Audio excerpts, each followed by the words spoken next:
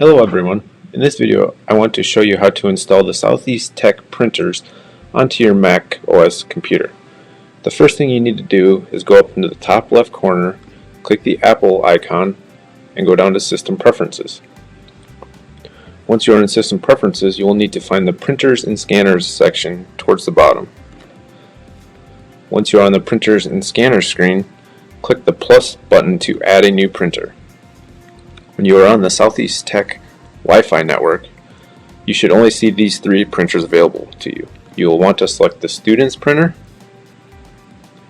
and everything will be populated for you, and click the add button. That will add the printer to your computer. So the first time you print, it will prompt you to log in, so you need to use your Southeast Tech username and password, and then your print job will be available on the printers.